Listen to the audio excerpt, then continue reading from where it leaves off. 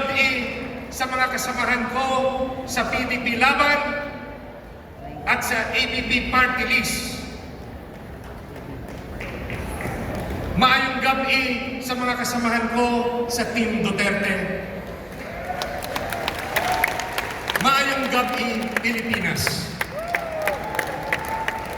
Subong nga adlaw, Pebrero 11, 2025, subong nga adlaw nag-umpisa ang kampanya sa mga senador.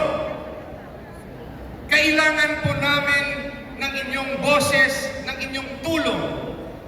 Tulungan niyo po kami na maparating sa buong Pilipinas ang aming mga programa at kung bakit karapat-dapat na maluklok sa Senado si Pastor Kibuloy at mga kasamahan ko sa PDP Laban at Team Duterte. Maayong gabi, SMNI. SMNI, kayo po ang aming boses. Hindi po kami naririnig ng maraming Pilipino kung hindi dahil sa inyo. Pero ito, SMNI, mga kababayan, mga kasama ko sa KOJC, pumunta kayo sa Facebook page ngayon ng SMNI. Kunin yung mga telepono ninyo. Tignan nyo. Nakalagay doon sa Facebook page ng SMNI, 311,000 followers. Kung tayo-tayo lang nag-uusap, 311,000 followers, hindi natin mapapaabot ang mensahe ng pagbabago. Just imagine, ang galing-galing ng team ng SMNI, pero bakit 311,000 followers lang? Yes. Hindi nyo mapapaabot kung ganyan lang tayo. I-compare nyo sa Inquirer. 8.6 million. I-compare natin sa Philippine Star. 10 million. I-compare natin sa GMA. 25 million. I-compare natin sa ABS-CBN, 26 million followers. Kung magiging 311,000 lang tayo, kahit napakaganda ng presentasyon natin ngayon, tayo-tayo lang ang nag-uusap. Realidad, ano ang dapat nating gawin? Buksan nyo ngayon ang cellphone ninyo, buong Pilipinas. Pindutin ninyo ang 3 dots na sa gitna, na sa kanan ng SMNI page. Pindutin ninyo ang invite friends. Invite friends. Pindutin nyo ang select all. Pindutin nyo ang select send invites. May 1,000 po na pwede nating imbitahin na mag-follow sa SMNI. Kaya ba natin yan? Simula ngayon, lahat ng KOJC, lahat ng PDP, lahat ng Team Duterte, tulungan natin ang SMNI. Gawin natin 27 million followers ang SMNI. Kaya ba? Kaya ba? Huwag po tayo na tayo-tayo lang nag-uusap. Ipaalam natin sa buong Pilipinas ang ating boses, ang ating mensahe, ang ating programa. Kailangan palitan na po sa eleksyon ang rehimeng Marcos. Tama! Ngayon, magpapakilala si Attorney J.V. Hinlo. Bakit po ako tumakbo bilang senador? Nag-iisang senador ng Visayas. Ilonggo po ako. taga Negros. NIR, Negros Island Region, Region 6, Western Visayas, Eastern Visayas, Region 7, Region 8. Kami po ang Visayas. Wala po kaming senador. Ang Luzon, nandyan po ang marami. Nandyan si Atty. Lambino, tulungan po natin. Si Atty. Jimmy Bondoc, tulungan po natin. Atty. Vic Rodriguez, tulungan po natin. Si Congressman Rodante Marcoleta, tulungan po natin. Sa Mindanao, Senator Bato de la Rosa, tulungan po natin. Senator Bongo, tulungan po natin. Secretary Kapuyan, tulungan po natin. Puno na ba? At ang ating pong Mr. Epektibo, si Ipe, si Philip Salvador, tulungan po natin. Bakit po tumakbo si Atty. J.V. Hinlo? Dahil po sa kawalan ng direksyon ng ating bayan. Walang direksyon, sinabi yan ni Pastor Kibuloy. Ang ating mga politiko, ang kanilang utak, puro ayuda, puro budget. Nakalimutan na ng ating mambabatas kung paano gumawa ng batas. Kasi prioridad nila, budget, ayuda. Gusto nyo ba yun?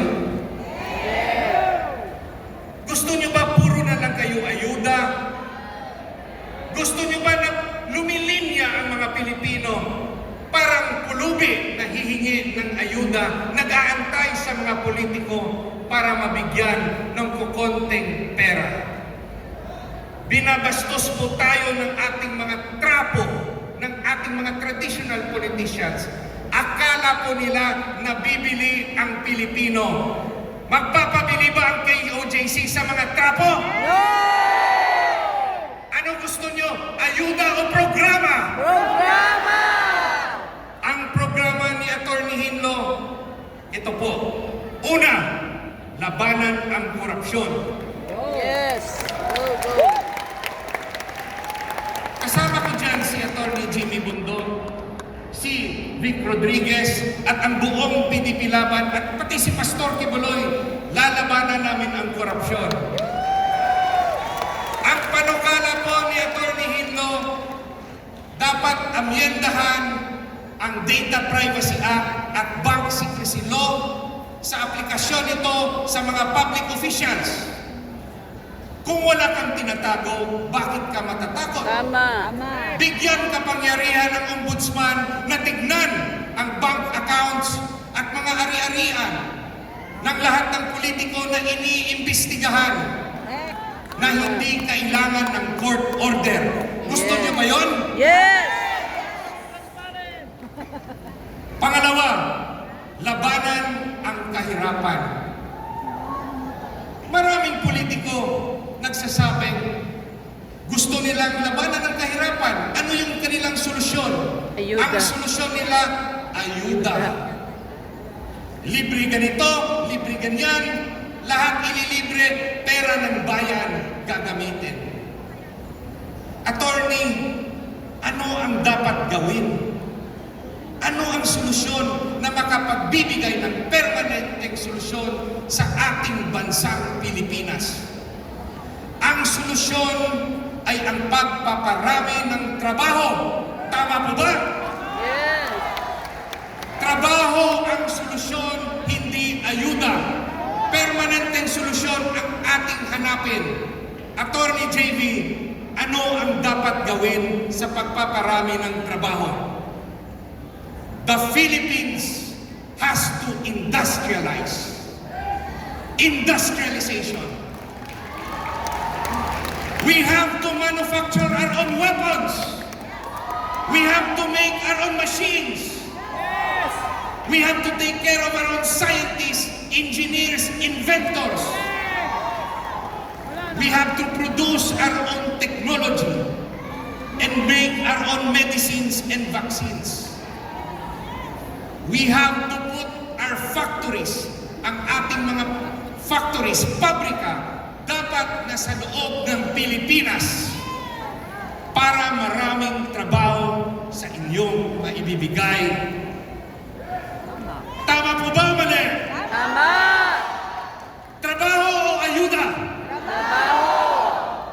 Pangalawang parte, ang problema natin sa agrikultura, at ito po'y totoo. Sa bilyong-bilyong halagang piso na ibinibigay ng gobyerno para sa agrikultura, bakit ang mga magsasaka at fishermen ang pinakamahirap na sektor sa ating bansa? Ang tradisyonal na tulong ng gobyerno, land reform, failure, bagsak ang land reform. Bakit? Bibigyan mo ng 1 hektarya ang magsasaka. Pag may emergency sa bahay, ibibenta ang 1 hektarya sa mayayaman, sa subdivision developer. Isasangla. Hindi po natin na-solve ang kahirapan dahil sa land reform. Kasi kung tama yun, bakit pinakamahirap na sektor ang magsasaka? Tama. Ang mangingisda, ano yung tradisyonal na tulong ng gobyerno? Bibigyan ng bangka, maliit na bangka, bibigyan ng ayuda. Kung tama ang ginagawa ng gobyerno na tulong sa mangingisda, bakit pinakamahirap na sektor sa ngayon ang mga mangingisda? Tanungin nyo, anong binibigay sa inyo ng mga politiko? Ayuda, ayuda, ayuda. Si Attorney J.V. Hilo, kasama ng PDP Laban at ng Team Duterte, programa ang ibibigay sa Pilipinas. Yes. Paano natin gagawin yon? Magkaroon tayo ng state-managed farming at state-managed fishing. Ano po ang ibig sabihin ng state-managed farming? Lahat po ng nakatiwangwang na lupain, yung hindi nagagamit ng mga lupa, lagyan ng negosyong agrikultura ng gobyerno. Hindi lang sa pagtatanim, kundi lagyan ng warehouse, rice mill, factories, distribution center, lahat ng klaseng negosyo agrikultura, ilagay sa mga lupain ng gobyerno. Ano ang direksyon ng programang yun? Mabigyan ng trabaho ang maraming Pilipino sa kanayunan na hindi kailangan ng civil service examination except for managerial position. State-managed fishing. Yung gobyerno dapat pumasok sa negosyo ng fishing, pangingisda, at lahat ng mahihirap na mangingisda, bigyan ng trabaho. Trabaho ang solusyon. May sweldo 15-30, may retirement benefit plan pa.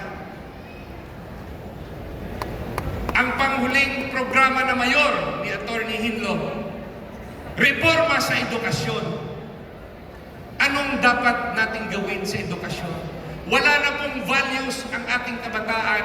Ang nasa utak na itinuro natin, magkaroon ng malaking pera, magpayaman, wala na po ang pagmamahal sa bayan at kapwa-tao. Anong dapat gawin? Let us introduce the subject, Philippine Patriotism and Ethics Studies from grade 1 to college.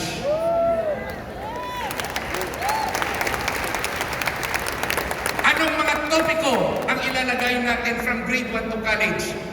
Grade 1, love of family. Pag ang kabataan yumaman balang araw, yung utak nila ngayon, iiwanan ng pamilya kahit mayaman sila. Hindi na tinutulungan. Yan ba ang gusto natin sa mga Pilipino? Papabayaan ang pamilya? Yan ba ang gusto natin? Dapat tulungan natin ang tumatanda nating mga magulang. Pangalawa, grade 2, love of community. Pagkatapos Pagkatapos natin mahalin ang ating pamilya, mahalin natin ang ating kapwa-tao, ang komunidad. Grade 3, the importance of education and study techniques. Huwag lang po puro cellphone na laro. Turuan po natin ang ating kabataan, importanteng pag-aaral. Grade 4, what is the political structure of the Philippines? Anong trabaho ng presidente? Anong trabaho ng gobernador, mayor? Anong trabaho ng congressman? Magbigay ba ng ayuda o gumawa ng batas? Wala kang batas. Congressman, ang kanilang utak project, ang kanilang utak budget. Nakakagawa ba sila ng tamang batas? Yung batas nila na ginagawa, ayuda. Ano pa ang kailangan? The dangers of illegal drugs. Ituro natin the dangers of criminality. Yung importante na bago ko na idea na ilalagay, grade 7, a study of prison life. Buhay preso, pag-aralan. Ipakita natin sa kabataan sa field trip, pag maging masama kayo, paglaki nyo, pwede kayong makulong. Buhay sardinas. Kailangan bigyan natin sila ng takot. Takot na tumikim ng droga, takot na gumawa ng masama, takot manakit, takot magnakaw, takot mag-estafa. College, what are the economic programs of the government for the next 10 years?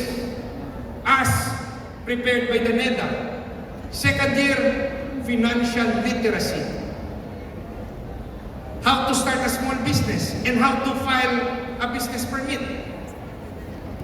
Third year, the dangers of corruption to the person and to the country.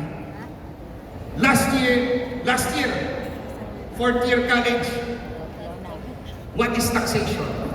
Custom duties, estate tax, and how to file an income tax return. Yan po ang mga mayor na programa ng inyong magiging Senator Ginlo representing the Visayas.